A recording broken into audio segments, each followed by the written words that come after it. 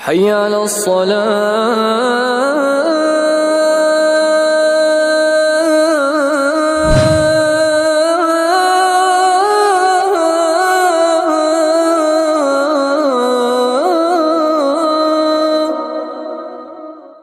إن الحمد لله نحمده ونستعينه ونستغفره ونعوذ بالله من شرور أنفسنا ومن سيئات أعمالنا من يهده الله فلا مضل له ومن يضلل فلا هادي له وأشهد أن لا إله إلا الله وحده لا شريك له وأشهد أن محمدا عبده ورسوله أما بعد فإن خير الحديث كتاب الله وخير الهدي هدي محمد صلى الله عليه وسلم وشر الأمور محدثاتها وكل محدثة بدعة وكل بدعة ضلالة وكل ضلالة في النار.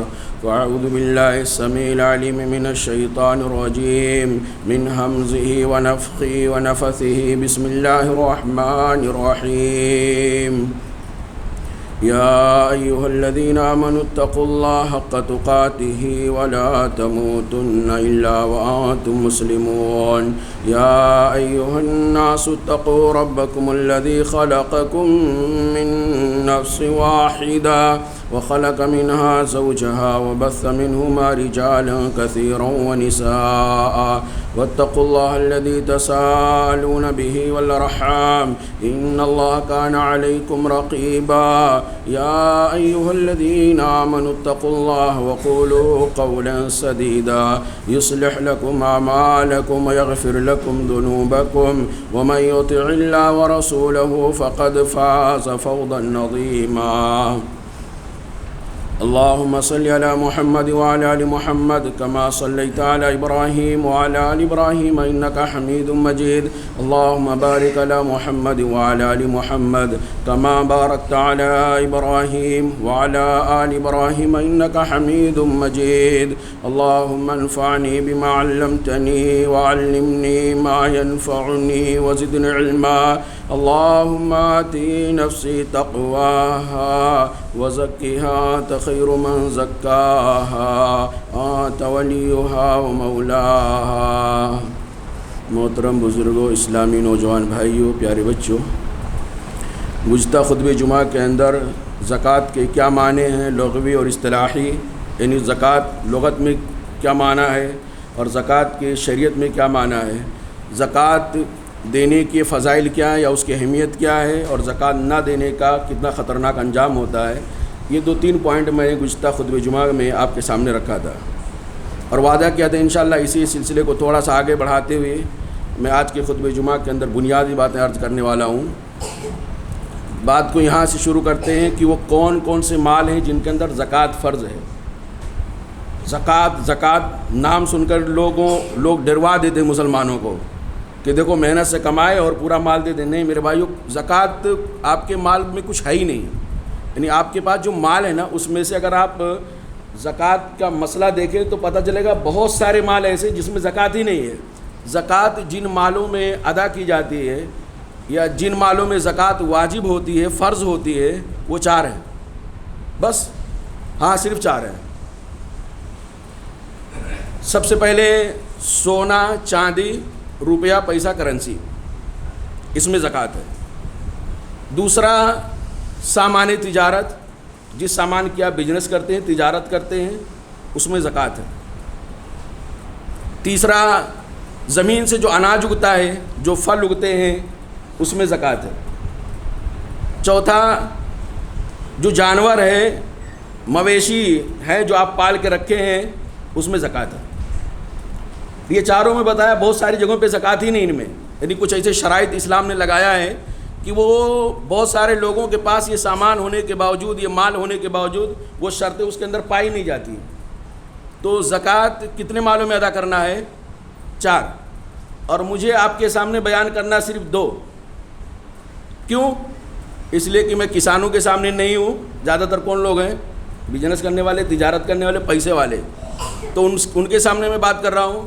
اس لیے میں جانوروں سے متعلق مویشیوں سے متعلق میں آپ کے سامنے گفتگو کرنے والا نہیں ہوں کیونکہ اتنا میرے پاس ٹائم نہیں ہے. دوسرا یہ جو زمین سے پیداوار ہوتا ہے اناج فصل اور پھل وغیرہ اس میں بھی زکوٰۃ ہے, لیکن اس کا مسئلہ بھی مجھے یہاں نہیں چھیڑنا. صرف دو وہ اموال جن کے اندر زکوٰۃ واجب ہوتی ہے ان چار میں سے دو میں آپ کے سامنے بیان کرنے والا ہوں. پہلا سونا چاندی روپیہ پیسہ کرنسی سب ایک دائرے کے اندر آتا ہے. کیوں زکوٰۃ اس کے اوپر فرض ہے یا زکوٰۃ اس کے اوپر فرض ہے واجب ہوتی ہے, اس کی کیا دلیل ہے؟ قرآن کریم کی سورۃ توبہ اللہ رب العالمین ارشاد فرمایا والذین یکنزون الذهب والفضة ولا ينفقونها فی سبیل اللہ, یقیناً وہ لوگ جو سونا چاندی ذہب عربی کے اندر ذہب اردو میں اس کو سونا کہا جاتا ہے انگلش میں گولڈ, والذین اور وہ لوگ یکنزون جو جمع کر کے رکھتے ہیں سینت کر کے رکھتے ہیں الذهب سونے کو والفضة اور چاندی کو لا ينفقونها فی سبیل اللہ اور اللہ کے راستے میں اس کو خرچ نہیں کرتے ہیں یعنی زکوٰۃ نہیں دیتے ہیں. فبشرهم بعذاب علیم, تو ایسے لوگوں کو دردناک عذاب کی خوشخبری سنا دیجیے. یعنی زکوٰۃ ان چیزوں میں نہ دینے پر اللہ تعالیٰ نے کیا وہی سنایا ہے, سخت عذاب دردناک عذاب جہنم کے اللہ تعالیٰ نے وعید سنایا ہے. تو گویا ان چیزوں میں زکوٰۃ واجب اور ضروری ہوتی ہے, لیکن دو شرطیں سونا چاندی روپیہ پیسہ کرنسی ڈالر جو بھی ہے ان میں زکوٰۃ فرض ہونے کے لیے دو شرطیں ہیں. پہلی شرط یہ کہ وہ سونا اور چاندی نصاب تک پہنچ گیا ہو. سونا چاندی آپ کے پاس اتنا ہو کہ نصاب تک پہنچ گیا ہو. نصاب کس کو کہتے ہیں یہ بھی زکوٰۃ کی اصطلاح میں سمجھنا ضروری ہے. نصاب اس حد اور اس مقدار کو کہا جاتا ہے جس مقدار پر پہنچنے کی شکل میں اسلام نے کہا ہے کہ اس کے اوپر زکوٰۃ فرض ہے. یعنی ہر چیز سونے کا نصاب الگ ہے چاندی کا نصاب الگ ہے. یعنی کچھ اللہ رب العالمین نے اس کے رسول صلی اللہ علیہ وسلم نے ایک حد بندی کر دیا ہے, ایک لیول لگا دیا ہے, لائن کھینچ دیا ہے کہ اگر آپ کا سونا چاندی اس لیول تک پہنچے گا تو زکوٰۃ ہوگا, اس لیول سے نیچے ہوگا تو زکوٰۃ نہیں ہوگا. اس کو نصاب کہا جاتا ہے. ایک لائن کھینچ دیا ہے, ایک حد متعین کر دیا ہے, اس سے اتنا رہے گا یا اس سے زیادہ رہے گا تو زکوٰۃ ہے اور اس سے کم رہے گا تو زکوٰۃ فرض نہیں ہے. اس کو نصاب کہا جاتا ہے. تو اس سونے چاندی وغیرہ کے اندر زکوٰۃ فرض ہونے کے لیے پہلی شرط کیا ہے کہ آپ کا وہ سونا چاندی روپیہ پیسہ اس نصاب تک پہنچ گیا ہو, اس مقدار اور حد تک پہنچ گیا ہو جس مقدار پر پہنچنے کی صورت میں اسلام نے زکوٰۃ واجب قرار دیا ہو. اگر اس سے کم ہے تو زکوٰۃ نہیں ہے. پہلی شرط نصاب تک پہنچنا چاہیے. دوسری شکل آپ کے پاس وہ نصاب تک جب پہنچ گیا تو وہاں سے لے کر کے اسلامی ہجری کیلنڈر کے اعتبار سے 355 دن وہ آپ کے پاس ہونا چاہیے. پورا ایک سال آپ کے پاس ہونا چاہیے. اگر ایک سال نہیں رہا, نصاب سے اوپر پہنچ گیا لیکن ایک سال تک نہیں رہا, 10 مہینہ رہا, 9 مہینہ رہا, 8 مہینہ رہا, تو پھر ایسی صورت میں آپ کے اوپر زکوٰۃ فرض نہیں ہوگی. دو شرطیں ایک ساتھ ہونی چاہیے, نصاب تک ہونا چاہیے اور ایک سال آپ کے پاس ہونا چاہیے. اگر نصاب سے کم ہے تو بھی زکوٰۃ نہیں, اور اگر نصاب ہے یا نصاب سے اوپر ہے لیکن ایک سال آپ کے پاس نہیں رہا تو اس میں بھی زکوٰۃ نہیں ہے. میں امید کرتا ہوں شاید یہ دونوں چیزیں آپ کو سمجھ میں آئیں گے, نصاب اور اسی طرح حولان حول یعنی ایک سال پورا ہونا. ایک سال پورا ہونا یہ اسلامی کیلنڈر کے اعتبار سے محرم صفر ربیع الاول کے اعتبار سے سال کے 355 دن تقریباً بنتے ہیں. سونے کا نصاب کیا ہے؟ حدیث کے اندر اللہ کے نبی صلی اللہ علیہ وسلم بیان فرماتے ہیں لیس علیک شیء یعنی فی الذهب حتی تکون لک 20 دینارا. سونے میں کوئی بھی زکوٰۃ واجب نہیں ہوتی ہے یہاں تک کہ تکون لک 20 دینار, یہاں تک کہ 20 دینار تک آپ کا وہ سونا پہنچ جائے. یہ کیا بیان ہو رہا ہے؟ یعنی سونے میں زکوٰۃ نہیں ہے یہاں تک کہ آپ کا سونا 20 دینار تک پہنچ جائے. 20 دینار کیا ہے؟ یہ نصاب ہے. کیا ہے؟ 20 دینار نصاب ہے. اور دینار جو ہوتا تھا نبی کریم صلی اللہ علیہ وسلم کے زمانے میں سونے کا ہوتا تھا, سونے کی کرنسی ہوا کرتی تھی. جسے 100 سال پہلے لوگ جانتے ہوں گے کہ یہ جو ہمارا سکہ چلتا ہے یہ سکہ نہیں بلکہ چاندی کا سکہ چلتا تھا. آج بھی دفینے کی شکل میں چاندی کے سکے ملتے ہیں لوگوں کے پاس. پرانے لوگ جو چلے گئے دنیا سے, جب وہ ایکسپائر ہو گیا چاندی کا سکہ تو اس کو دفن کر دیا زمین کے اندر. آج ان کے بچوں کو بہت جگہوں پہ ملتا ہے, زمین کھودتے ہیں, گھر بناتے ہیں یا زمین کے اندر بنیاد ڈالتے ہیں تو وہاں جو دفینہ ہوتا ہے چاندی کی شکل میں, مٹکے میں چاندی کے سکے کی شکل میں جو دفنا کر کے بزرگ چلے گئے تو وہ مل جاتا ہے. تو نبی کریم صلی اللہ علیہ وسلم کے زمانے میں بھی سکہ جو چلتا تھا، جو کرنسی چلتی تھی، وہ سونے کی چلتی تھی، جس کو دینار کہا جاتا تھا. تو اللہ کے نبی صلی اللہ علیہ وسلم نے کہا اگر 20 دینار سے کم ہے تو زکوٰۃ نہیں ہے. ہاں اگر 20 دینار ہے یا 20 دینار سے زیادہ ہے تو دو شرطیں اس کے اندر اللہ کے نبی صلی اللہ علیہ وسلم بیان فرماتے ہیں.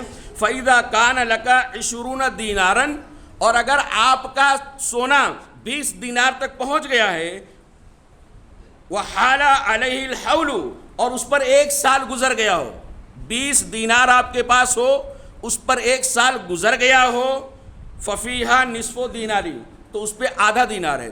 3 چیزیں اللہ کے نبی صلی اللہ علیہ وسلم نے اس حدیث کے اندر بیان کر دی. گھبرائیں نہیں، ہم آپ کو بتائیں گے انشاءاللہ دینار کس کو کہتے ہیں، یا دینار کی مقدار کیا ہے، دینار کا گرام میں کیا ہو اس کا وزن ہوتا ہے.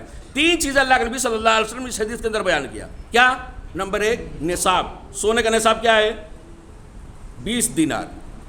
دوسری چیز کیا بتایا؟ اس پر 1 سال گزرنا چاہیے. تیسری چیز کیا بتایا؟ کتنا نکالنا ہے؟ پورا 20 دینار کا 20 دے دینے کا، 20 میں 20 نہیں دینے کا. اللہ کے رسول صلی اللہ علیہ وسلم کہتے ہیں نصف دینارین، آدھا دینار دینے کا. آپ بتائیں ذرا، 20 روپے اگر آپ کے پاس ہے تو آدھا روپے آپ کو نکالنا ہے، تو 40 میں کتنا ہوگا؟ 40 میں کتنا ہوگا؟ 1 روپے میں 50 پیسہ، تو 40 روپے میں 1 روپیہ نا، 80 روپے میں 2 روپیہ، 100 روپے میں 2.5 روپیہ. یہی تو ہم کہتے ہیں 2.5% ہے، اسی کو کہتے ہیں 2.5% ہے، یعنی 2.5%. تو اللہ کے نبی صلی اللہ علیہ وسلم 3 چیزیں اس کے اندر بیان کر دیا. اب ہم آتے ہیں یہ سمجھنے کے بعد کہ کتنا سونا ہونا چاہیے، اور اس کے اوپر دوسری جو شرط ہے وہ 1 سال ہونا چاہیے، اور کتنا نکالنا ہے؟ 2.5%، 2.5% نکالنا ہے. اب آتے ہیں دینار پہ. دینار کس کو کہتے ہیں؟ میں نے بتا دیا کہ اللہ کے نبی صلی اللہ علیہ وسلم کے زمانے میں یہ سکے کی شکل میں چلتا تھا اور یہ سونے کا ہوا کرتا تھا. 20 دینار موجودہ وزن کے اعتبار سے کم 85 گرام ہوتا ہے. یعنی کتنا گرام؟ 85 گرام سونا. 7.5 تولہ واللہ علم کہاں سے آیا؟ ابھی تو میرے سمجھ میں نہیں آیا. 7.5 تولہ کہاں سے آیا؟ 7.5 تولہ اگر اس وقت وزن کے اعتبار سے دیکھا جائے تو کتنا؟ 75 گرام ہوتا ہے. 10 گرام کا 1 تولہ. لیکن میں یہ سمجھ رہا ہوں شاید تولے کا جو مقدار ہوتا ہے گرام میں، یعنی کہیں 10 گرام کا 1 تولہ تو کہیں 12 گرام کا 1 تولہ ہو، تو اس اعتبار سے ہو سکتا ہے 85 گرام. لیکن گرام سب سے پرفیکٹ ہے. اگر آپ کے پاس 85 گرام سونا ہے اور 1 سال اس پر گزر گیا ہے تو آپ کو کتنا دینا ہے؟ آسان ہے. یہ سونے کا نصاب. اللہ کے نبی صلی اللہ علیہ وسلم چاندی کے نصاب کے بارے میں بیان فرماتے ہیں لیس فیما دونا 5 اواق من الورق صدقۃ. 5 اوقیہ سے کم میں، 5 اوقیہ مطلب چاندی، اوقیہ مطلب چاندی، 5 اوقیہ سے کم میں زکوٰۃ نہیں ہے چاندی پر. یہ 5 اوقیہ کیا ہے؟ اللہ کے رسول صلی اللہ علیہ وسلم نے اسی چیز کو اور آگے سمجھایا. فَإِذَا كَانَتْ لَكَ مِئَةَ دِرْہَمٍ، پہلے دینار تھا سونے کا، ابھی کیا آ رہا ہے؟ درہم آ رہا ہے، ابھی چاندی کا. تو اللہ کے نبی صلی اللہ علیہ وسلم کہتے ہیں اگر تمہارے پاس 200 درہم ہے، کتنا؟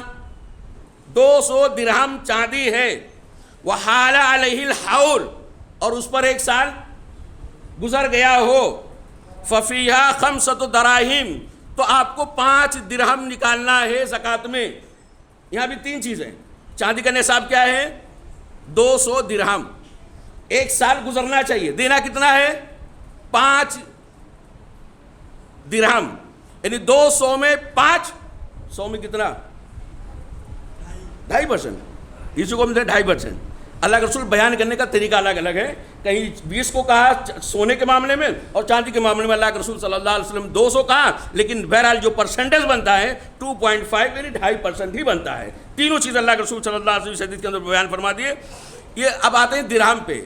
200 درہم یا 5 اوقیہ، یہ پیمانہ ہے نبی صلی اللہ علیہ وسلم کے زمانے میں اور پرانے، جو آج بہت سارے لوگوں کو سمجھ میں نہیں آتا ہے. تو 5 درہم یا 200 درہم، 200 درہم یا 5 اوقیہ موجودہ وزن کے اعتبار سے 595 گرام چاندی بنتا ہے، تقریباً 600 گرام. تقریباً کتنا؟ 600 گرام. یعنی اگر آپ کے پاس یا کسی آدمی کے پاس تقریباً 600 گرام چاندی ہو یا اس سے زیادہ ہو اور 1 سال گزر گیا ہو تو 2.5% اس کے اوپر زکوٰۃ دینا واجب ہو جاتا ہے۔ اب آپ سوچتے ہوں گے سونا چاندی کا زکوٰۃ نکالیں گے کیسے؟ 3 چیزیں تو کلیئر ہو گئی، کب نکالنا ہے، 2 شرطیں ہیں، کتنا نکالنا وہ بھی ہوگا، لیکن نکالیں گے کیسے؟ آپ کے پاس اس کا نکالنے کا طریقہ یہ ہے، آپ کے پاس جو سونا ہے کسی بھی شکل میں، آپ کے پاس جو چاندی ہے کسی بھی شکل میں، اس چاندی کا آپ وزن کر لیں۔ سب سے پہلے کیا کر لیں؟ اس چاندی کا آپ وزن کر لیں، اور اس چاندی کو اگر آپ مارکیٹ میں لے جا کے بیچتے ہیں تو اس کا ریٹ آپ نکال لیں کہ اس چاندی کو جو میں مارکیٹ میں بیچ رہا ہوں موجودہ ریٹ کے اعتبار سے اس کی قیمت کتنی بنتی ہے۔ بہت سارے لوگ یہ کنفیوز ہو جاتے ہیں، بار بار پوچھتے رہتے ہیں مولانا کون سا ریٹ لگائیں گے؟ 15 سال پہلے میں نے 10,000 تولہ خریدا تھا۔ کتنا؟ 10,000۔ ہاں 15-17 سال 10,000 روپیہ تولہ ہی تھا، اور آج کتنا ہے؟ 40 کے اوپر 50 تقریباً۔ تو اللہ زکوٰۃ کس حساب سے نکالیں گے؟ یعنی وہ 10,000 کے اعتبار سے نکالیں گے یا 50 کے اعتبار سے نکالیں گے؟ تو اللہ کے بندو سیدھا سادہ ہے، آپ کے پاس جو ہے نا اس پہ زکوٰۃ نکالنا ہے، ابھی جو ہے اس پہ نکالنا ہے۔ آپ اپنے سونے اور چاندی کو وزن کر لیجئے، مارکیٹ میں اگر آپ اس کو بیچتے ہیں تو کتنا آپ کو ملتا ہے اس کا آپ اماؤنٹ فکس کر لیں، قیمت لگا لیں، اور اس کا 2.5% نکال لیں۔ آپ کے لیے 2 آپشن ہیں، آپ چاہیں تو سونے چاندی کی زکوٰۃ آپ روپیہ سے دے سکتے ہیں، پیسہ سے دے سکتے ہیں، اور اگر آپ چاہتے ہیں تو سونے اور چاندی ہی کو زکوٰۃ میں دے سکتے ہیں۔ یہ آپ کے لیے اللہ تعالیٰ نے آسانی پیدا کر دیا۔ یعنی اگر 2.5% جو واجب ہوتا ہے، مثال کے طور پہ کسی کے اوپر 1 گرام تولہ، 1 گرام چاندی یا 1 گرام سونا اس کے اوپر زکوٰۃ فرض ہوا، تو چاہے تو 1 گرام سونا دے دے، چاندی دے دے، یا تو 1 گرام کا پیسہ دے دے۔ یہ آسان طریقہ ہے، سونا چاندی۔ اس کے بعد آتے ہیں پیسہ پر یا موجودہ کرنسی پہ، ریال ہو گیا، دینار ہو گیا، اسی طرح سے سکہ ہو گیا، ڈالر ہو گیا۔ نبی کریم صلی اللہ علیہ وسلم کے زمانے میں جو کرنسی کے طور پہ، نقدی کے طور پہ یوز ہوتا تھا وہ سونا اور چاندی ہی ہوتا تھا، لیکن ہمارے زمانے میں جو کرنسی ہے، جو نقدی ہے، اس کی شکل چینج ہو گئی ہے، کاغذی نوٹ نے لے لیا وہ مقام۔ تو چونکہ نبی صلی اللہ علیہ وسلم کے زمانے میں جو کرنسی سونا چاندی تھا، ہمارے زمانے میں کرنسی کاغذی نوٹ ہے، کاغذی روپیہ ہے، اس لیے زکوٰۃ کے معاملے میں ہمارا موجودہ کرنسی یعنی روپیہ، پیسہ، ڈالر جو بھی ہوگا وہ نبی کریم صلی اللہ علیہ وسلم کے زمانے کے کرنسی سونے چاندی کے نصاب کے اعتبار سے برابر ہوگا۔ یعنی اس کا مطلب یہ ہوا کہ اگر آدمی کے پاس اتنا روپیہ ہو، اتنا پیسہ اس کے پاس ہو جتنے میں تقریباً 600 گرام چاندی خرید سکتا ہو یا 85 گرام سونا خرید سکتا ہو۔ اب یہاں میں تھوڑا سا آپ کو روکوں گا۔ آپ کے پاس اتنا پیسہ ہے جتنے میں آپ 600 گرام چاندی خرید سکتے ہیں۔ مثال کے طور پہ 600 گرام چاندی خریدنے کے لیے آپ کے پاس 50,000 روپیہ کافی ہے، لیکن 85 گرام سونا اگر خریدنے جائیں گے تو 50,000 روپے میں نہیں ملے گا۔ تو اب آپ کیا کریں گے؟ سونا والا لیں گے یا چاندی والا لیں گے؟ تو احتیاط کا پہلو یہ ہے، جو بہتر علماء کرام نے کہا ہے کہ کم سے کم آپ کے پاس جو پیسہ ہے کم سے کم میں کیا مل جائے گا، یعنی 85 گرام چاندی سونا مل رہا ہے یا 600 گرام تقریباً چاندی مل رہا ہے، جو جلدی مل جائے کم سے کم میں آپ اس کے اعتبار سے زکوٰۃ نکالیں گے۔ احتیاط کا طریقہ یہ کہ اور موجودہ زمانے میں سونا مہنگا ہے، چاندی سستا ہے، اس لیے اگر آپ کے پاس اتنا پیسہ ہے جتنے میں آپ 600 گرام تقریباً 595 گرام چاندی خرید سکتے ہیں تو آپ کے اوپر زکوٰۃ فرض ہے۔ لیکن اگر آپ اس سے کم پہ پیسہ آپ کے پاس ہے، شرط یہ ہے کہ اتنا پہنچنا چاہیے، دوسرا وہ 1 سال پورا ہو جانا چاہیے۔ اگر 1 سال پورا نہیں ہوا تو اس پہ زکوٰۃ فرض نہیں ہے۔ یہ روپیہ پیسہ کے تعلق جو پہلا اللہ کے رسول صلی اللہ علیہ وسلم بیان فرمایا اس کا طریقہ تھا۔ دوسرا ایک اہم سوال یہ آتا ہے کہ جو زیور ہے وہ زیور پہ زکوٰۃ ہے کہ نہیں۔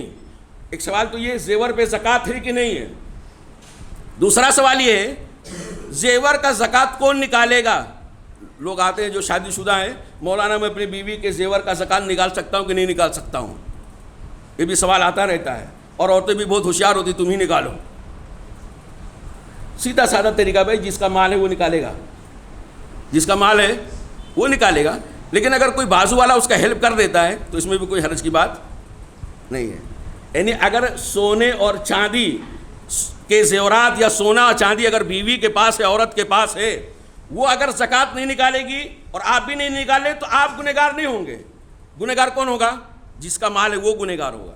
لیکن اگر آپ نکال دیتے ہیں تو اس کے اوپر سے گناہ ہٹ جائے گا. یعنی واجب اور ضروری فرض جو ہے جس کا مال ہے اس کے اوپر ہے, اگر نہیں نکلے گا تو وہ گنہگار ہوگا. لیکن اگر دوسرا بھائی ہو گیا, باپ ہو گیا, شوہر ہو گیا, اس کا ہیلپ کر دیتا ہے نکالنے میں تو یہ احسان ہوا, بہرحال وہ زکوٰۃ ادا ہو جائے گی. تو سونے اور چاندی کے زیورات میں زکوٰۃ ہے کہ نہیں ہے؟ بہت سارے علماء کرام کہتے ہیں نہیں ہے, اور بہت سارے علماء کرام کہتے ہیں. علامہ ابن باز رحمہ اللہ علیہ, یعنی شیخ صالح العثیمین رحمہ اللہ علیہ, اور سعودی عرب کی جو دائمہ کمیٹی ہے فتویٰ کی, ان کا ایک خیال یہ ہے کہ زیورات کے اندر زکوٰۃ ہے, زکوٰۃ زیورات کے اندر ہے. اور صحیح بات جو راجح بات ہے وہ یہی ہے کہ جو استعمال کی جاتے ہیں زیورات سونے چاندی کے, اگر اس کے اندر وہ دو شرطیں پائی جا رہی. کون سی شرطیں؟ یعنی نصاب تک ہونا چاہیے اور 1 سال گزرنا چاہیے. اگر اس کے اوپر یہ 2 شرطیں لاگو ہوتی ہیں تو سونے چاندی کے زیورات میں بھی زکوٰۃ ہے. سونے چاندی کے علاوہ دوسرے زیورات میں زکوٰۃ نہیں ہے. سونے چاندی کے علاوہ دوسرے جو دھات وغیرہ بنتے ہیں اس کے زیورات ہوتے ہیں, اس کے اندر زکوٰۃ نہیں ہے. سونے چاندی کے زیورات میں زکوٰۃ ہے. اس کی بہت ساری روایتیں ہیں, بہت ساری حدیثیں ہیں. نبی کریم صلی اللہ علیہ وسلم کے زمانے میں حضرت عائشہ رضی اللہ تعالیٰ کہتی ہیں کہ میں نے چاندی کا زیور اپنے ہاتھ میں پہنا زیادہ تھا, اور ظاہر بات ہے کہ وہ زمانے میں چاندی سستی ہوا کرتی تھی اور سونا بھی آسان ان کے لیے ہوا کرتا تھا, کرنسی کے طور پہ استعمال کرتے. آپ سوچ سکتے ہیں کہ زمانے کی بات ہے, ایک وقت ایسا تھا کہ لوگ سونے کے سکوں کو یعنی گھڑے میں بھر کر کے, مٹکے میں بھر کے زمین میں دفن کرتے تھے. آج تو بڑا مشکل سے ملتا ہے. پرانے زمانے کے جو لوگ ہوں گے جانتے ہیں کہ عورتیں اتنا موٹا موٹا کڑا پہنتی تھی, یا موٹا موٹا پتہ نہیں کیا گلے میں پہنتی تھی, ہاتھ میں پہنتی تھی, پیروں میں اتنا موٹا موٹا پہنتی تھی. آپ دیکھے ہوں گے موجودہ زمانے تو ہار بنانا, انگوٹھی بنانا بڑا مہنگا ہو گیا. تو وقت کی بات ہے. تو میرے بھائیوں یہ بات اس لیے میں کر رہا ہوں کہ عائشہ رضی اللہ تعالیٰ کہتی ہیں کہ میں نے اپنے لیے چاندی کا کنگن, اس کو کنگن کے لیے ہاتھ میں پہنا جاتا تھا, موٹا سا بنایا اور میں پہنا. تو اللہ کے نبی صلی اللہ علیہ وسلم آئے, کہا اللہ حضرت عائشہ رضی اللہ تعالیٰ عنہ سے کہ یہ کیا ہے؟ تو عائشہ رضی اللہ تعالیٰ کہتی میں نے کہا اللہ کے نبی صلی اللہ علیہ وسلم یہ میں آپ کے لیے زینت کے طور پہ استعمال کرنے کے لیے بنوائی ہوں. یعنی آپ کو اچھا لگے, میں پہنوں تو آپ کو خوبصورت لگے اور آپ کو پسند آئے, آپ کے زیب و زینت کے لیے اللہ کے رسول صلی اللہ علیہ وسلم میں نے یہ لیا ہے. تو اللہ کے نبی صلی اللہ علیہ وسلم پوچھا زکوٰۃ دیتی ہو؟ یعنی گویا وہ موٹا تھا. کیا تھا وہ؟ موٹا تھا. تم کیا اس کی زکوٰۃ دیتی ہو؟ تو حضرت عائشہ رضی اللہ تعالیٰ نے کہا نہیں اللہ کے رسول صلی اللہ علیہ وسلم. تو آپ صلی اللہ علیہ وسلم نے کہا پھر تمہارے لیے جہنم کافی ہے. اللہ, ابو داؤد کی روایت ہے, تمہارے لیے جہنم کافی. یعنی گویا زیورات کے اندر بھی زکوٰۃ ہے. اسی طرح ابو داؤد کے اندر روایت آتی ہے, صحیح روایت, علامہ البانی رحمہ اللہ علیہ نے صحیح قرار دیا ہے کہ ایک عورت حضرت عائشہ رضی اللہ تعالیٰ کے پاس آئی, نبی کریم صلی اللہ علیہ وسلم بھی تھے, اس عورت کے ساتھ اس کی ایک بیٹی بھی تھی. اس کے بیٹی کے ہاتھ میں 2 سونے کے کنگن تھے, 2 سونے کے موٹے موٹے کنگن تھے. اللہ کے نبی صلی اللہ علیہ وسلم نے دیکھا تو اس سے پوچھا کیا تم اس کی زکوٰۃ دیتی ہو؟ تو اس عورت نے کہا کہ اللہ کے رسول صلی اللہ علیہ وسلم کنگن کا تو زکوٰۃ نہیں نکالتی ہوں. تو آپ صلی اللہ علیہ وسلم جو لفظ استعمال کیا, کہا ایسرکی ان یصورک اللہ بہما یوم القیامت سوارین من نار. کیا تمہیں یہ بات پسند ہے کہ قیامت کے دن اللہ تعالیٰ ان سونے کے 2 کنگنوں کے مقابلے میں آگ کے 2 کنگن آپ کو پہنائے؟ کیا آپ کو یہ پسند ہے؟ مطلب اگر وہ عورت زکوٰۃ دیتی تو اللہ کے نبی صلی اللہ علیہ وسلم اس طرح سخت الفاظ استعمال نہیں کرتے. اسے پتہ چل رہا ہے کہ زیورات کے اندر بھی زکوٰۃ ہے. میرے بھائی اس ٹاپک کو یہیں پہ ختم کرتے ہیں. سونے چاندی اور روپے وغیرہ میں زکوٰۃ کے متعلق بہرحال عرض کرنے کا مطلب یہ کہ سونے کے زیورات چاندی کے زیورات میں بھی زکوٰۃ ہے. جو دوسرا قسم آتا ہے جن پہ زکوٰۃ فرض ہے وہ تجارت کا سامان ہے. تجارت کے سامان کی 2 قسمیں میں کروں گا سمجھانے کے لیے. تجارت کے سامان کے لیے بھی وہی نصاب, وہی 2 شرطیں, نصاب تک پہنچنا چاہیے اور ساتھ ہی ساتھ 1 سال گزرنا چاہیے. سامان تجارت یا اموال تجارت کی 2 قسمیں میں کر رہا ہوں سمجھانے کے لیے. پہلی قسم یہ تجارت کے سامان کی کہ آدمی اس سامان کی بذات خود تجارت کرتا ہو, بے عینی ہی وہی سامان مارکیٹ سے اٹھاتا ہو اور وہی سامان سپلائی کر دیتا ہو. ایک صورت یہ, مطلب میرے پاس سائیکل بنانے کی کمپنی ہے, سائیکل میری کمپنی میں بنتا ہے, میں مارکیٹ میں سیل کرتا ہوں, میں سائیکل کا دھندا کر رہا ہوں. کیا کر رہا ہوں؟ سائیکل کا دھندا. یا میرے پاس کمپنی نہیں ہے, میں دوسری کمپنی سے سائیکل اٹھاتا ہوں اور اس کو لا کے ہول سیل میں یا کیسا بھی کر کے دکان پہ بیچ رہا ہوں. تو میں کیا بیچ رہا ہوں؟ سائیکل. تو بے عینی ہی میں سائیکل بیچ رہا ہوں. تو یہ اس کی زکوٰۃ دینے کی شکل الگ ہوگی. اور دوسرا جو تجارت کے مال کی قسمیں، اموال تجارت کی پہلی قسم ہے کہ بے عینی آدمی وہی چیز بیچتا اور خریدتا ہے. دوسرا یہ ہے کہ آدمی بے عینی وہی سامان بیچتا خریدتا نہیں ہے، بلکہ اس سامان یا اس مال کے منافع کو بیچتا خریدتا ہے. اس کی مثال، میرے پاس 15 ٹیمپو ہے، کارخانہ نہیں میرے پاس، کمپنی نہیں ہے ٹیمپو بنانے کی، میرے پاس 15-20 ٹیمپو ہیں. میں ٹیمپو بیچتا نہیں ہوں، میں ٹیمپو بھاڑے پہ چلاتا ہوں، رینٹ پہ چلاتا ہوں. لوگ اس کو لے کے جاتے ہیں اور جو بھاڑا ہوتا ہے بھاڑا لا کے دے دیتے ہیں اور میرا ٹیمپو بھی واپس کر دیتے ہیں. یعنی میں رینٹ کا کاروبار کر رہا ہوں. یا اسی طرح میرے پاس 20 دکانیں ہو گئیں، اللہ کرے ہو جائے، اور بہت سارے لوگوں کے پاس ہوگا. تو اگر کسی کے پاس دکان ہے، مکان ہے، وہ بیچتا اور خریدتا نہیں دکان مکان کو، وہ بھاڑے پہ دے کے رکھا ہے، تو یہاں پہ زکوٰۃ دینے کا نصاب الگ ہوگا، یہاں پہ زکوٰۃ دینے کا معاملہ الگ ہوگا. تو دو شکل، ایک آدمی کے پاس بذات خود اس سامان کا ڈیلنگ ہو رہی ہو، سامان خریدتا بیچتا ہو. دوسرا یہ کہ سامان نہیں بیچتا ہے، سامان کا جو پروفٹ ہوتا ہے، سامان سے جو منافع اور فائدہ حاصل ہو رہا ہے اس کا کاروبار کر رہا ہے. تو دونوں میں زکوٰۃ الگ الگ میرے بھائیو. پہلی صورت یہ ہے جب آدمی اسی سامان کی کرتا ہے تو اس کے لیے 2 شرطوں کے ساتھ ساتھ اس کے اوپر ایک ضروری چیز یہ ہے کہ آدمی 2.5% زکوٰۃ نکال دے گا. اس کا طریقہ یہ ہے کہ مثال کے طور پر میں بائک کا کاروبار کر رہا ہوں، یا کپڑے کا کاروبار کر رہا ہوں، یا راشن کا کاروبار کر رہا ہوں، جو میں بتاتے خود وہ سامان بیچ رہا ہوں. ایک سال پورا ہونے پر دکان کے سارے سامان کو اکٹھا کریں گے. موجودہ مارکیٹ میں اس کا ریٹ کیا چل رہا ہے، موجودہ ریٹ کے اعتبار سے سارے کے سارے سامان کا ایک فکس اماؤنٹ کر لیں گے. یعنی مثال کے طور پر آپ کپڑے کا دھندا کر رہے ہیں، بائک کا دھندا کر رہے ہیں، اس وقت مارکیٹ میں کیا چل رہا ہے اس کی قیمت، وہ قیمت آپ نکال لیں گے. پلس آپ کے پاس جو بینک میں پیسہ ہے 1 سال ہو گیا اس کو بھی اس میں ایڈ کریں گے. پلس آپ نے کسی کو قرض دیا ہے، قرض ملنے کا چانس ہے، امید ہے، اس کو بھی پلس کر لیں گے. 3 چیز پلس کیے. دکان کا سامان اکٹھا کیے، آپ کے پاس جو کیش تھا اس کو اس میں پلس کیے، ایڈ کیے، اور اگر آپ نے کسی کو قرض دیا تھا، قرض ملنے کی امید ہے، تو اس میں بھی پلس کر کے 3 پلس کرتے ہیں اور 1 مائنس کریں گے. مائنس کیا کریں گے؟ آپ کے دکان میں تو وہ 10 لاکھ روپے کا مال ہے، لیکن 5 لاکھ روپے آپ ادھار لے کے آئے ہیں. 5 لاکھ روپیہ آپ کسی کا قرض لیے ہیں، آپ کو دینا ہے، تو یہ 5 لاکھ روپے مائنس کریں گے. بات سمجھ آ رہی ہے؟ سامان اکٹھا کریں گے، کرنسی جو موجودہ کیس ہے اس میں پلس کریں گے، کسی کو قرض دیا ملنے کی امید ہے پلس کریں گے. پورا پلس کرنے کے بعد آپ کے ذمے جو دوسرے کا قرض ہے وہ مائنس کر دیں گے. اس کے بعد جو سیب بچے گا اس پہ آپ 2.5% کے حساب سے زکوٰۃ نکال دیں گے. لیکن اگر آپ کا ٹیمپو ہے، آپ کی گارمنٹ کا دکان ڈال کے رکھے ہیں، اس میں 50 مشینیں ڈال کے رکھے ہیں، تو ہر سال گارمنٹ کی مشینوں پہ زکوٰۃ نہیں ہے، ٹیمپو پہ زکوٰۃ نہیں ہے، دکان اور مکان پہ زکوٰۃ نہیں، اگر آپ اس کو رینٹ کے طور پہ یوز کر رہے ہیں. ورنہ پتہ چلا گارمنٹ والے 10 سال میں پورا خالی ہو جائے گا. مشینوں پہ زکوٰۃ نہیں ہے، آلات پہ زکوٰۃ نہیں ہے. آپ جو کوئی کمپنی ہے آپ کے پاس، وہ کمپنی کی دکان ہے یا اس کی جو مشینیں اتنی مہنگی ہے، یعنی کروڑوں کی مشینیں ہیں، آپ کا ہاسپٹل ہے اس کے اندر بڑی بڑی مشینیں ہیں، ان مشینوں پہ زکوٰۃ نہیں ہے، کیونکہ آپ مشین بیچتے خریدتے نہیں ہیں، آپ اس مشین سے فائدہ اٹھاتے ہیں، اس کا منافع سے آپ ڈیلنگ کر رہے ہیں. تو ایسی صورت میں یہاں پر یہ ہے کہ آپ کی دکان مکان جو آپ رینٹ پہ دیے ہیں، ٹیمپو اور آپ کا گارمنٹ کے جو سامان ہیں ان پہ زکوٰۃ نہیں ہے، ان کے انکم اور سیونگ پہ زکوٰۃ ہے. آپ کا جو بھاڑا آیا ہے 50 لاکھ روپے آیا، 50 کا نکل گیا، 1 لاکھ روپے آیا مہینے کا، 1 لاکھ روپے نکل گیا، بچا ہی نہیں، تو زکوٰۃ نہیں ہے. لیکن ایک آدمی ہے جس کا 10,000 روپے مہینہ آ رہا ہے یا 20,000 روپے مہینہ آ رہا ہے اور 20 کا 20 بچ جا رہا ہے، تو اس کے اوپر زکوٰۃ فرض ہو رہا ہے اگر نصاب تک پہنچ جا رہا ہے. یعنی 50,000 آیا چلا گیا تو زکوٰۃ نہیں ہے، لیکن اگر 10,000 آیا بچ گیا تو اس کے اوپر زکوٰۃ یہ واجب ضروری ہوتا ہے. میرے بھائی یہ کچھ چیزیں تھیں جو زکوٰۃ سے متعلق تھی. اور آخری چیز جو زکوٰۃ سے متعلق ہے وہ یہ کہ ایک واجبی زکوٰۃ یا واجبی جس کو اسلام نے زکوٰۃ کے لفظ استعمال کیا ہے، وہ رمضان کے آخری دنوں میں صدقۃ الفطر کے نام سے اسلام نے اس کو یاد کیا ہے، جس کو ہم فطرہ کہتے ہیں.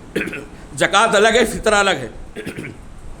یہاں فطرے کے لیے کوئی نصاب نہیں ہے، فطرے کے لیے کوئی نصاب نہیں ہے، اس کے لیے کوئی شرط نہیں ہے. بس شرط صرف یہی ہے کہ آدمی کے پاس ایک ٹائم کا یا ایک دن کا خوراک موجود ہو. اللہ کے نبی صلی اللہ علیہ وسلم نے ہر مسلمان، مرد، عورت، بوڑھے، جوان، بچے، امیر، غریب سب کے اوپر اللہ کے رسول صلی اللہ علیہ وسلم نے رمضان کے آخر میں 1 سا اناج فرض کیا ہے صدقۃ الفطر کے طور پہ. کھجور ہو گیا، کشمش ہو گیا، جو زمین سے پیداوار ہوتی ہے ان میں آپ کو 2.5 کلو یعنی ایک ساتھ تقریباً احتیاط کے ساتھ 2.5 کلو ہر انسان کے اوپر، ہر مسلمان کے اوپر فرض ہے. حتیٰ کہ اگر کوئی بچہ عید سے پہلے پیدا ہو جا رہا ہے تو اس کے اوپر بھی زکوٰۃ واجب اور ضروری ہے، صدقۃ الفطر. اب آپ بولیں گے وہ تو روزہ نہیں رکھا ہے، لیکن اللہ کے نبی صلی اللہ علیہ وسلم نے صدقۃ الفطر کا جو مقصد بتایا وہ 2 بتایا. ایک یہ کہ روزے کے دنوں میں روزے دار سے جو تھوڑا اونچ نیچ ہو جا رہا ہے، جو کوتاہیاں غلطیاں ہو جا رہے ہیں، چھوٹے چھوٹے گناہ ہو جاتے ہیں، تو اللہ تعالیٰ روزے کا پورا ثواب دے دے. لیکن یہ چونکہ غلطیاں ہو گئی تو ان غلطیوں کی تلافی کے لیے اللہ تعالیٰ نے صدقۃ الفطر واجب و ضروری قرار دیا ہے. ایک تو فائدہ یہ ہے کہ یعنی صدقۃ الفطر ادا کرنے سے کیا ہوگا، آدمی روزے کی حالت میں جو اس سے غلطیاں ہوں گے اللہ تعالیٰ اس کو معاف کر دے گا. دوسرا مقصد اللہ کے رسول صلی اللہ علیہ وسلم نے یہ بتایا کہ اس سے عید کے دن غریبوں کے گھر میں راشن پہنچ جائے گا. غریبوں کو بھی، غریب ایک دم انتہائی غریبوں کے گھروں میں عید کی خوشیاں دوبالا ہو جائیں گی. ان کو عید کے دن ہاتھ دوسروں کے سامنے نہیں پھیلانا پڑے گا. تو اگر کوئی بچہ ہے، کوئی بوڑھا ہے، کوئی ضعیف ہے، کوئی عورت ہے کمزور ہے جو روزہ نہیں رکھی ہے، تو اس نے روزے کی حالت میں جو غلطیاں کہ اس کے معاف ہونے کا سوال نہیں، لیکن جو دوسرا مقصد ہے اس سے غریبوں کو کھانا مل جائے گا. تو یہ ایک مقصد کے تحت اللہ کے رسول صلی اللہ علیہ وسلم ہر مسلمان کے اوپر واجب ضروری قرار دیا. جس کے پاس ایک دن کا خوراک ہو 2.5 کلو نکالے. اس کا جو وقت ہوتا ہے شوال کا چاند نکلنے سے لے کے نماز عید کی طرف آنے سے پہلے نکالنا ہے. تقریباً آپ کے پاس اگر میں بتاؤں تو 14 گھنٹے رہتا ہے. مغرب کے بعد چاند نکلا تب سے لے کر آپ 7-8 بجے تک جو مغرب یعنی عید کی نماز پڑھنے آتے ہیں، نکلنے سے پہلے، گھر سے نکلنے سے پہلے وہ غریبوں تک پہنچ جانا چاہیے. لیکن اس یعنی علماء کرام نے آسانی پیدا کرتے ہوئے کہا ہے کہ عید سے 2 دن پہلے، زیادہ سے زیادہ 2 دن پہلے آدمی صدقۃ الفطر نکال سکتا ہے. اللہ کے نبی صلی اللہ علیہ وسلم کا جو پہلے نکالے گا وہ اس کا صدقۃ الفطر قبول ہوگا. جو عید کے بعد، نماز کے بعد نکالے گا وہ عام صدقہ ہے، صدقۃ الفطر نہیں ہوگا. اللہ تعالیٰ سے دعا ہے کہ اللہ تعالیٰ ہم تمام بھائیوں کو اس طرح کے مسائل کو سمجھنے کی اور ایمانداری کے ساتھ ان مسائل کو سمجھ کر کے اس کو ادا کرنے کی توفیق عطا فرمائے. آمین یا رب العالمین. والسلام علیکم.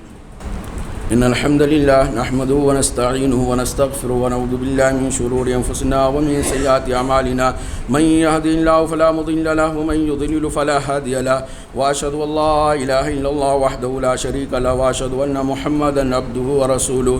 اللهم صل على محمد وعلى آل محمد كما صليت على إبراهيم وعلى آل إبراهيم إنك حميد مجيد. اللهم بارك على محمد وعلى آل محمد كما باركت على إبراهيم وعلى آل إبراهيم إنك حميد مجيد. میرے بھائیو، عید سے متعلق ایک بہت بنیادی مسئلہ ہے، وہ عرض کرنا بہت ضروری ہے. ام عطیہ رضی اللہ تعالیٰ کہتی ہیں، صحیح بخاری وغیرہ کی روایت ہے کہ ہم کو یہ حکم دیا جاتا تھا کہ یعنی ناپاک عورتیں جو MCA جو منتھلی کورس میں مبتلا عورتیں ہیں ان کو بھی اللہ کے رسول صلی اللہ علیہ وسلم کی طرف سے حکم دیا جاتا تھا کہ عید کی نماز کے لیے ان کو نکالیں. اسی طرح وہ عورتیں جو پردے میں ہوتی ہیں، جو گھر سے باہر نہیں نکلتی ہیں، اللہ کے نبی صلی اللہ علیہ وسلم نے عید کی نماز کے لیے ان کو بھی نکلنے کا حکم دیا. اور اللہ کے نبی صلی اللہ علیہ وسلم نے کہا کہ مسلمانوں کی جماعت میں یہ عورتیں شامل ہوں گی اور ان کی دعوت یعنی دعا وغیرہ میں شامل ہوں گی، ذکر و اذکار میں شامل ہوں گی. وَيَعْتَزِلُ الْحَيُّ عَنْ مُصَلَّاهُ، اور جو ناپاک عورتیں ہیں وہ عیدگاہ جائیں گی لیکن نماز پڑھنے کی جگہ سے دور رہیں گی. یہ اللہ کے نبی صلی اللہ علیہ وسلم کی تاکیدی حکم ہے. ایک عورت کھڑی ہوئی 2 سوال کیا اس نے، یعنی الگ الگ روایتوں کے اندر جب اللہ کے نبی صلی اللہ علیہ وسلم نے کہا کہ تمام کی تمام مسلمان عورتیں، چھوٹی بڑی سب کی سب، وہ عورتیں جو نماز کی پوزیشن میں نہیں ہیں ان کو بھی نکلنے کا اللہ کے رسول صلی اللہ علیہ وسلم تاکیدی حکم دیا. اور وہ عورتیں جو گھر سے باہر نکلتی نہیں ہیں، جو کنواری ہوتی ہیں، گھر سے باہر نہیں نکلتی ہیں، گھر ہی میں رہتی ہیں، اتنی پاک دامن ہے، ان کو بھی اللہ کے نبی صلی اللہ علیہ وسلم نے عید کی نماز کے لیے نکلنے کا تاکیدی حکم دیا. تو ایک عورت کھڑی ہوئی، کہا اللہ کے نبی صلی اللہ علیہ وسلم،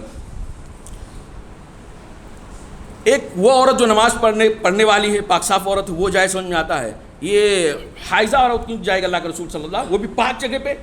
ایسا لوگوں کے دماغ میں بات آتی ہے. پاک جگہ میں، وہ بھی عیدگاہ میں جہاں نماز پڑھی جاتی ہے، جہاں قرآن کی تلاوت کی جاتی ہے، وہاں بھی وہ عورتیں جائیں گی.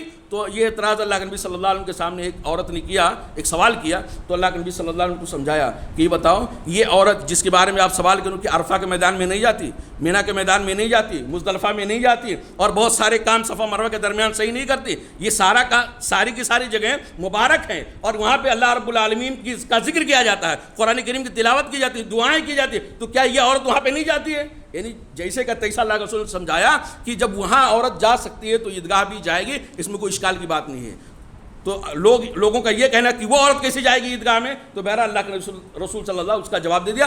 دوسرا اعتراض ایک عورت نے اعتراض مطلب سوال کیا کہ اللہ کے نبی صلی اللہ علیہ وسلم، ہمیں کسی عورت کے پاس پردہ نہیں ہے، چادر نہیں، نقاب نہیں، دوپٹہ نہیں ہے، تو کیسے جائے گی؟ تو اللہ کے نبی صلی اللہ علیہ وسلم رسول صلی اللہ علیہ وسلم نے کہا وہ جائے گی، اس کی سہیلی کی ذمہ داری بنتی ہے کہ اس کو اپنے دوپٹے میں لے لے، اپنے چادر میں لے لے، یا اس کے پاس دو ہے تو ایک اپنا لے لے، اس کو دے دے، لیکن بہرحال جانا سب کو ہے۔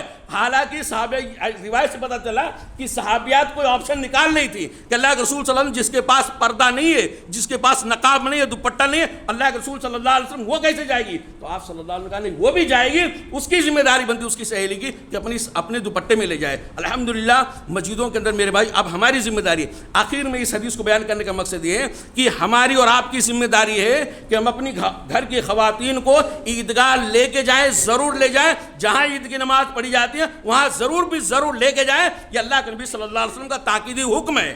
اور اگر کوئی بھائی کو یہ حدیثیں نہیں جمتی ہیں، کسی بھائی کو یہ حدیثیں سمجھ میں نہیں آتی ہے، تو میں اس کو بتا دیتا ہوں کہ اگر وہ کسی اور مکتب فکر کا ہو، کسی اور مسلک کا ماننے والا ہو، تو اللہ کا شکر ہے دوسرے مسلک والوں نے اس حق بات کو تسلیم کر لیا اس سال۔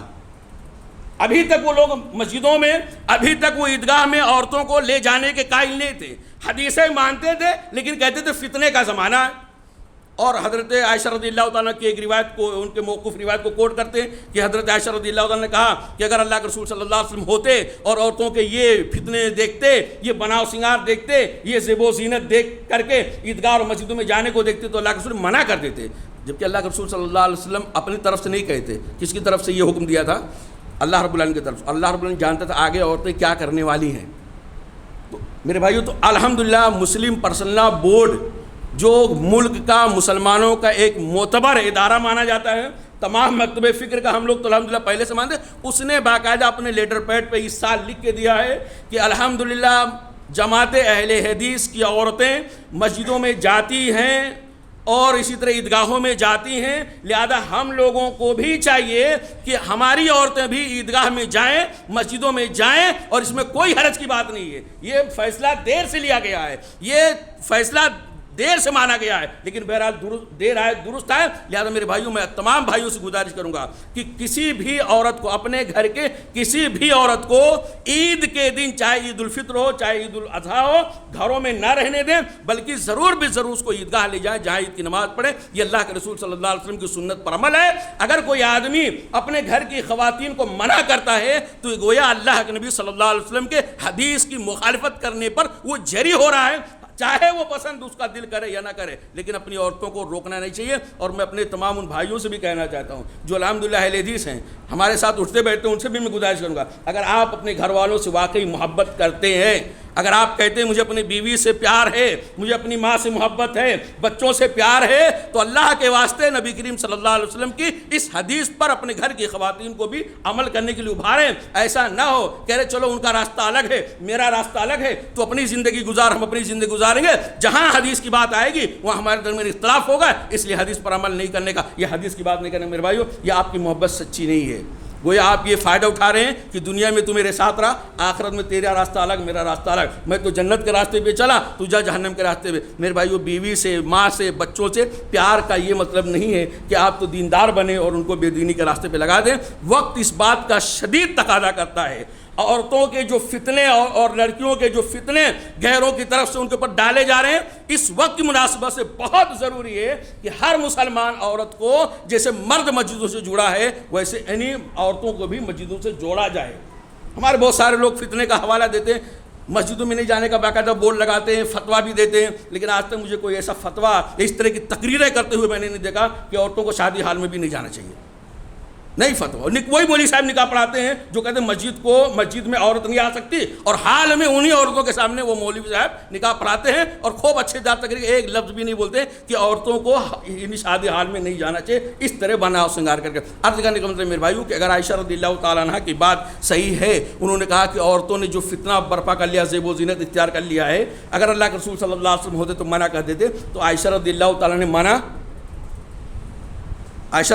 منع نہیں کیا، آپ کون ہوتے منع کرنے والے؟ عائشہ رضی اللہ تعالیٰ کہنے کا مطلب کہ عورتیں نہ جائیں؟ عائشہ رضی اللہ تعالیٰ عنہ کا ایک کہنے کا مطلب یہ ہے کہ عورتیں جو گڑبڑی پیدا کر لی ہیں، جو کریم لگانے لگی، جو پاؤڈر لگانے لگی، جو زیب و زینت کرنے لگی اور آواز دار زیور پہن کے جانے لگی، وہ چیزیں نہ کی جائیں.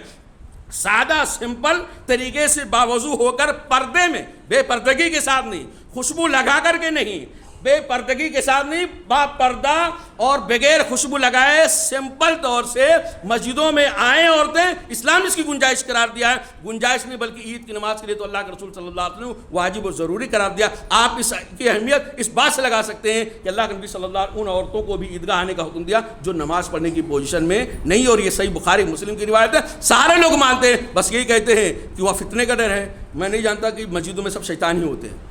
ہماری مسجدوں میں نہیں ہوتے الحمدللہ، اگر کسی مسجد میں ہو تو الگ بات ہے. ہماری مسجدوں میں الحمدللہ عورتیں آتی ہیں اور با پردہ آتی ہیں، با پردہ چلی جاتی ہیں. بہت سارے مردوں کو پتہ بھی نہیں چلتا کہ یہاں عورتیں بھی آتی ہیں. بہت سارے مسلیوں کو بھی پتہ نہیں چلتا ہے کہ یہاں عورتیں بھی آتی ہیں. ایسی ایسی مسجد ہے الحمدللہ. تو اللہ تعالیٰ سے دعا ہے کہ رب العالمین ہم تمام بھائیوں کو عقل سلیم عطا فرمائے، کتاب و سنت کی صحیح اور کھری باتیں جو ہے اس کو سمجھ کر کے اس پر عمل کرنے کی توفیق عطا فرمائے. رمضان المبارک کے مقدس مہینے کی باتیں اللہ تعالیٰ تو قبول فرمائے. اللہ تعالیٰ جو کچھ ہم نے کیا ہے یقیناً رمضان کا صحیح طور سے تو حق ادا نہیں ہو سکا، لیکن جو ہم نے کوششیں کیا اللہ تعالیٰ ہماری کوشش کو تو اپنے یہاں شرف قبولیت دے، ہمارے اعمال کو نہ دے، ہمارے یعنی عبادتوں کی طرف نہ دیکھ، بلکہ اللہ تعالیٰ تو اپنے رحم و کرم کی طرف دیکھ. اپنے رحم و کرم سے ہم تمام بھائیوں کی عبادتوں کو قبول فرمائے. اور رمضان کے اندر جو ہم نے عبادتیں کی اللہ تعالیٰ رمضان کے بعد بھی اس کو جاری و ساری رکھنے کی توفیق عطا فرمائے. آمین. ان اللہ یأمر بالعدل والإحسان وإیتاء ذی القربى وینہی عن الفحشاء والمنکر والبغی یعظکم لعلکم تذکرون وادعوہ یستجب لکم ولذکر اللہ اکبر واللہ یعلم ما تصنعون.